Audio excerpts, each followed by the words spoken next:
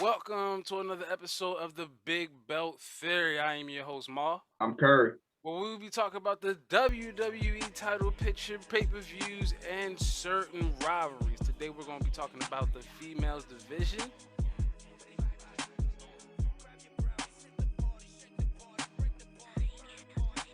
My man's not happy. Speak on it. Yo, I just had to really get on here after SmackDown and just talk about something I need to get off my chest, America. I do not understand why Vince McMahon keeps doing this. Shayna, Nia, personally, I love them. I think they're the best tag team, at least for the women's division we had. They putting in work night in, night out. Not to say that, the Boss Hug connection didn't do that, but that was the time of the pandemic.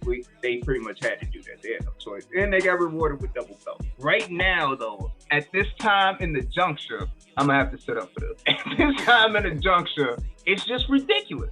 At Fastlane, they will be defending their belts against Bianca and Sasha Bella. The same women they fought at Elimination Chamber and defended their belts against. Before that, they had to fight against Charlotte and Asuka. Before that, they fought against Charlotte and Asuka. And then even before that, they was fighting against Sasha and Bayley. SmackDown Women's Champion, Raw Women's Champion, Raw Women's Champion, SmackDown Women's Champion, and once again, the SmackDown Women's Champion. Now, this would not be a problem if, there was more than 5 women in the women's division. But there is more than 5 women in the women's division, and them women are getting no love. I mean, Riot Squad, what happened to them? They lost to Natalya and Tamina. Natalya and Tamina even asked tonight why we didn't get a match. Adam Pearce had no explanation. He said, the match got made.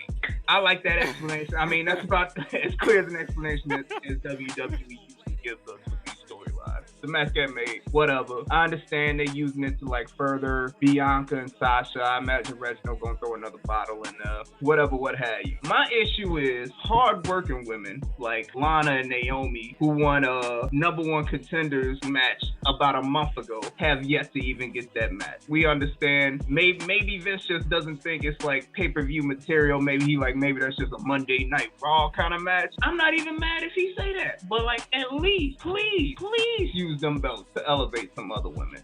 The match they had at NXT against Dakota Kai, Raquel, great match. I wish they would run that to WrestleMania. I mean, I remember Dakota Kai from when she was the little girl that Shayna Baszler did that to, and she ran away and ran into that. She was the scared little girl. On NXT, she proved she wasn't that scared little girl anymore. I want that storyline to continue. I think that could be a good WrestleMania match. Not only would that be a good WrestleMania match, I think that would elevate both of them women in the NXT, make them very good. But instead, more than likely, probably gonna get some bull. We're gonna have Asuka and Charlotte probably pre-show lose, and then Charlotte get mad at Asuka. I don't know. The way Vince is working that's probably how that thing gonna go. What about you? This is what it takes to be great. No female they're going against matter right now because I think they're just trying to build those 2 females. I think they're trying to build them as the standard of tag team. If they got them beating Charlotte and Asuka, bro, they're the standard of tag team.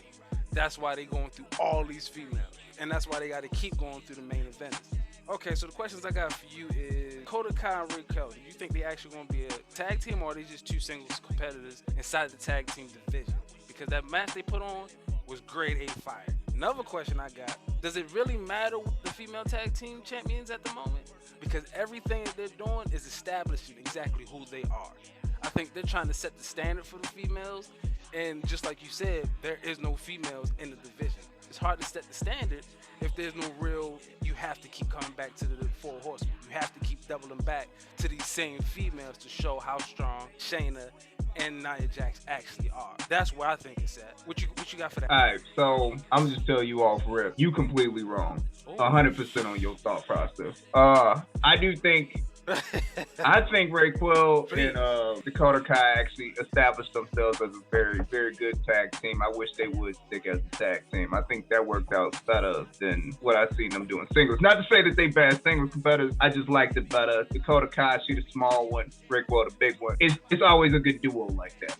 Them just always good duos. But your thought process on that they need to keep fighting champions to establish the belt. This is 5 times now they are fighting a champion. Right. Okay, twice. Okay, cool. They beat SmackDown. They beat Raw. Cool. They established. 5 times. No. And we have women. Vince just refuses to use them. Think about this. The Iconic tag team broke up. What are they doing? Jobbing. The Riot Squad tag team. What are they doing? Jobbing. Natalya, Tamina, they not even in the match. They winning matches. They not even in the match. Naomi and Lana, we already went over this. Mandy Rose and Dana Brooke, I don't even know what happened to them. They had beef. They fell off completely. All of these different teams, Vince could use, and they could run a whole storyline because Shayna and Nia literally beefing with every female in WWE right now. Like, I don't know who you gonna believe, and that's where the problem comes into play, right?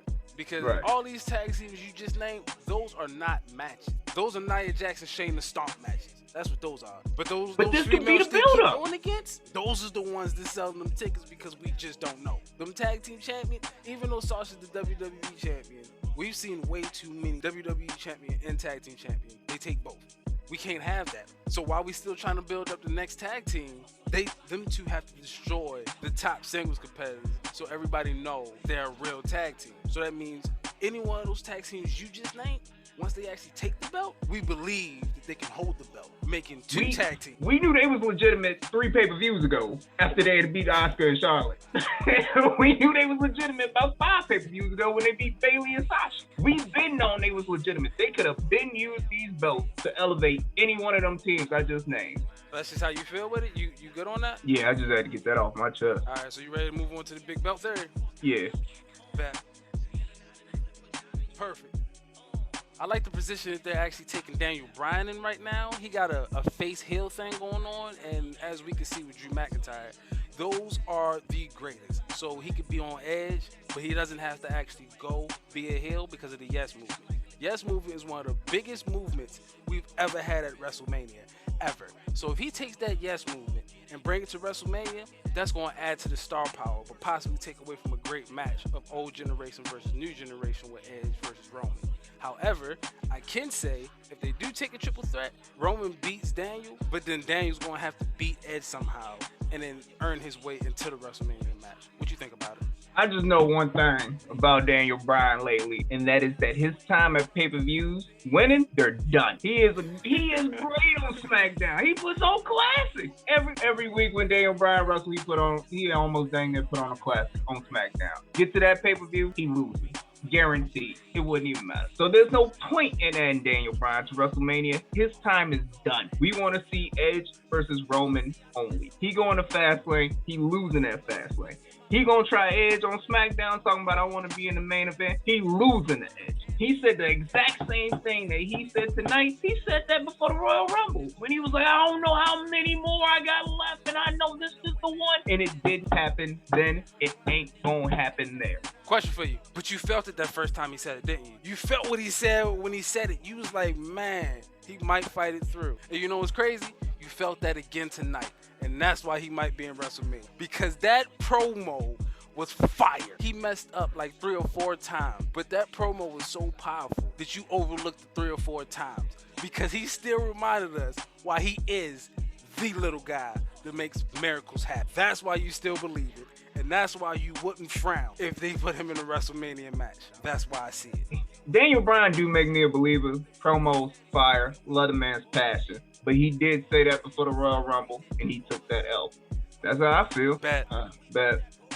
All right, y'all. I'm Curry. I'm all. Like and subscribe to the video if you would, please. And let us know in the comments if you guys have any theories.